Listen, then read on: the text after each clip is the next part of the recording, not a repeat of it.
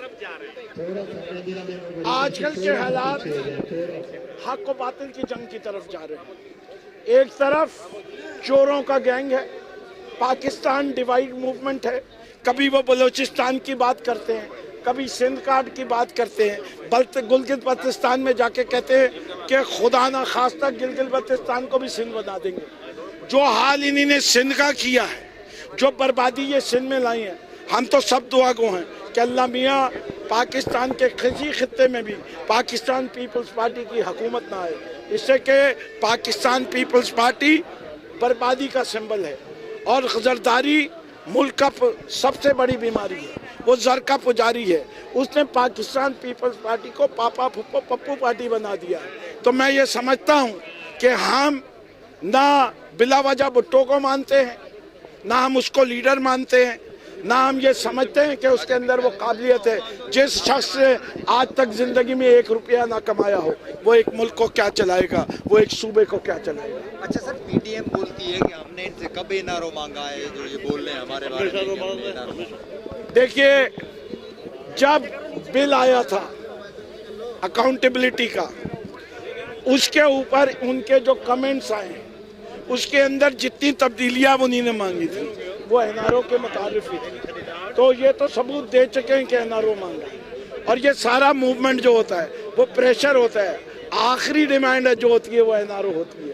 पहले तो वो समझ कोशिश कर रहे हैं, ये सारे चोर मिलके जिन्होंने अरबों डॉलर इस मुल्क से लूटे, वो मिलके ये कोशिश कर रहे हैं किसी तरह इस हुकूमत को कमज़ोर करें। इनके पास कौन सा प्लान है महंगाई कम करने का, बताया? यहाँ सिंध के अंदर 1.2 मिलियन बैग्स स्टोर में रखे रहे और कीमत बढ़ते रही। पंजाब में 800 रुपए 20 किलो की बोरी, और सिंध के अंदर 1300 रुपए। कैसे, क्यों? इससे कि इन्होंने जखीरा अंदोजी की, इन्होंने चीनी की जखीरा अंदोजी की है। कीमतों का रुकावट, कीमतें सही रखना कमिश्नर का काम है, डिप्टी कमिश्नर का काम है, जो सूबाई हुकूमत को रिपोर्ट करते हैं। हर चीज़ को वफाक को इल्ज़ाम नहीं दिया जा सकता। गंदम की कमी हो, वफाक को जवाब दें। मुल्क में गंदम की कमी नहीं, चीनी की कमी हो, वफाक को जिम्मेदार है। चीनी की कमी नहीं है, चीनी है, महंगी है, महंगाई की जिम्मेदार सूबाई हुकूमत। अच्छा सर, वफाक की पीडीएम की तहरीक जो अभी चल रही है कहाँ तक पहुँचेगा?